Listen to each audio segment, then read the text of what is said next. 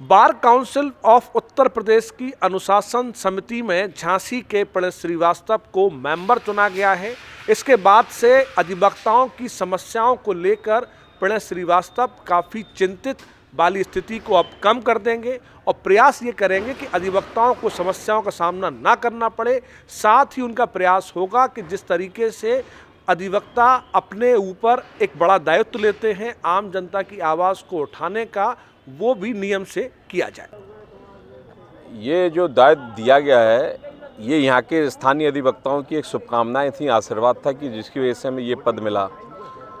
अब बात ये रहती है कि हम उनकी उस पद से कैसे अपने भाइयों का हम उसमें उत्थान कर सकेंगे, उनकी मदद कर सकेंगे। तो ये ठीक है, क्योंकि जब यूपी बार काउंसिल की अनुशासन समिति का एक कॉप्ट मेंबर बनाया गया है, तो एक इतना ज़रूर हो गया कि जिला बार एसोसिएशन का यूपी बार काउंसिल से एक संपर्क हो गया। मतलब यहाँ के जो अधिवक्तागण हैं, उनकी जो अपनी मूलभूत वहाँ की जो सुविधाओं के बारे में बात है, जहाँ तक बार काउंसिल की, तो वो सब चीज़ें दिलाने का हमेशा प्रयास किया जाएगा और वो वकीलों को दिलवाई भी जाएंगी। वैसे लगातार ये संज्ञान में आ रहा है कि अधिवक्ताओं की आड़ में कुछ लोग स्पेशल बदनाम करते जा रहे हैं। ज़मीनों के काम और कामों में इन्वॉल्वमेंट है उनकी और वो चोला उड़ते हैं अधिवक्ता एडवोकेसी का। क्या ऐसे बात सही है? क्या इस तरह की बात होनी चाहिए? नहीं, ये तो देखो कोई मतलब है नहीं, क्योंकि एडवोकेट एक्ट में ये सब बात बिल्कुल स्पष्ट लिखी हुई है कि जो वकील जो बनते हैं वो भी एडवोकेट एक्ट के अंतर्गत ही बनते हैं। और वकील को अपने उस प्रोफेशन में क्या करना है वो भी एडवोकेट एक्ट में लिखा हुआ है। उसमें ये कहीं नहीं लिखा है कि हम कोई अपराध में लिप्त हों या कोई हम ऐसे कोई गलत काम करें जो कि अपने आप में एक अपराध की श्रेणी में आते हों। ऐसे कोई कामों की आशा अधिवक्ताओं से नहीं की जाती है। और अगर कोई अधिवक्ता ऐसे कोई काम करते हैं तो ये भी साफ है कि एडवोकेट एक्ट का खुला उल्लंघन है।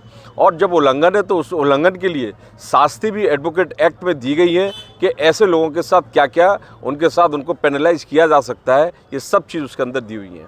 भाई साहब, इसके अंदर अधिवक्ता आपसे कब मिल सकते हैं? अपनी समस्या कैसे कर सकते हैं? आप तक भेज सकते हैं?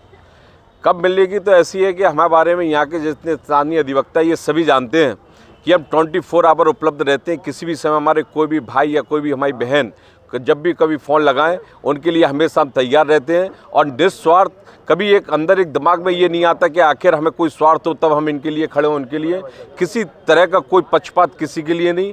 वो कैसे भी लोगों, किसी भी जाति के, धर्म के, समुदाय के, क्षेत्र के कोई भी हों, सिर्फ और सिर्फ हमेशा हमने एक चीज़ देखी है, हमारा अगर वकील है बस दैट्स ऑल, इसके अलावा कुछ नहीं था। इसी तरह हमने काम किया है और ईश्वर हमें शक्ति दे। और ऐसा जो उत्साह जो यहाँ पर देखा जा रहा है यहाँ स्थानीय अधिवक्ताओं में, ये हमें और ज़्यादा उत्साह देता है कि हम अपने उन वकील भाइयों की और हम उनकी मदद करें। कमेटी में कौन कौन मेंबर है? कैसे ये काम करेगी कमेटी? ये जो कमेटी है, अनुशासन कमेटी यूपी बार काउंसिल की, इसमें हमारे वरिष्ठ अधिवक्ता यूपी बार काउंसिल के वर्तमान सदस्य और पूर्व चेयरमैन माननीय मधुसूदन त्रिपाठी साहब इसके चेयरमैन हैं। और जो मेंबर हैं वो इस समय वर्तमान के जो मेंबर सेक्रेटरी हैं माननीय अंकज मिश्रा साहब, वो इसके मेंबर हैं और हम भी मेंबर हैं। और हमारे ये सौभाग्य है कि हमें माननीय मधुसूदन त्रिपाठी साहब का, माननीय अंकज मिश्रा जी का हमें एक सानिध्य प्राप्त होगा और कुछ हमें उनसे सीखने को मिलेगा। साथ ही इसके अलावा भी जब चूँकि यूपी बार काउंसिल जाना होगा तो अन्य जो भी हमारे जो वहाँ के जो सदस्य यूपी बार काउंसिल के सम्मानित सदस्य हैं, चेयरमैन साहब हैं, वाइस चेयरमैन साहब हैं, जो भी लोग हैं, हमें उनके बीच में बैठने का मौका, उनके कुछ सीखने का मौका मिलेगा। और ये जरूर हम आश्वस्त करना चाहेंगे अपने यूपी बार काउंसिल के सभी सम्मानित सदस्यों को भी और जिला बार के सभी अपने भाइयों बहनों को भी कि हमारे द्वारा जो भी काम होंगे वो सिर्फ और सिर्फ अधिवक्ता हित में होंगे। व्यक्तिगत हित उसमें हमें कहीं नेत नहीं होगा। और जैसे भी हमें जो निर्णय लेना होंगे वो सभी निर्णय हम अधिवक्ता हित में लेंगे। किसी भी तरह के हम पीछे उसमें हटेंगे नहीं। और लेकिन अधिवक्ताओं का सम्मान बढ़ाएंगे। एडवोकेट एक्ट में जो विधियां दी गई उसका हम अनुरूप उसका पालन करेंगे और उसी के अनुसार हम पूरे कार्य करेंगे।